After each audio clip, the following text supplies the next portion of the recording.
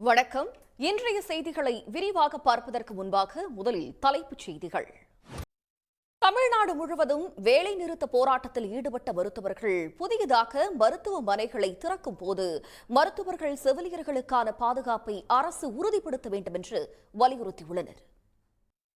தமிழ்நாட்டில் வேலூர், கள்ளக்குறிச்சி, திண்டுக்கல், நெல்லை உள்ளிட்ட மாவட்டங்களில் கனமழை பெய்தது.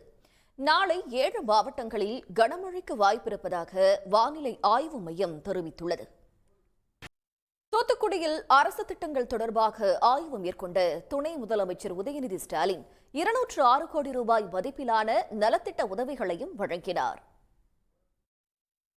நெல்லை மாவட்ட நாம் தமிழர் கட்சி ஆலோசனைக் கூட்டத்தில் தங்களது கருத்துக்களை கூற விடாமல் தடுத்து ஒருமையில் பேசி அவமதித்ததாக சீமான் மீது குற்றம் சாட்டி முக்கிய நிர்வாகிகள் வெளிநடப்பு செய்தனர். பிரபல லாட்டரி அதிபர் மார்டினின் வீடுகள் மற்றும் அலுவலகங்களில் இன்று காலை முதலே அமலாக்கத்துறை அதிகாரிகள் சோதனை நடத்தி வருகின்றனர்.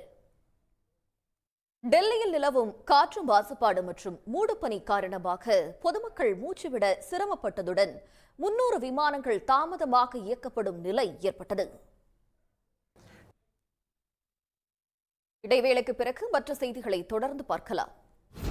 நாட்டில் ஐக்கியா உட்பட ஸ்வீடனைச் சேர்ந்த 4 புதிய நிறுவனங்கள் தொழில் முனையங்களை தொடங்க இருப்பதாக இந்தியாவுக்கான ஸ்பெயின் தூதர் ஜான் டெல்ஸ்லெவ் தெரிவித்திருக்கிறார்.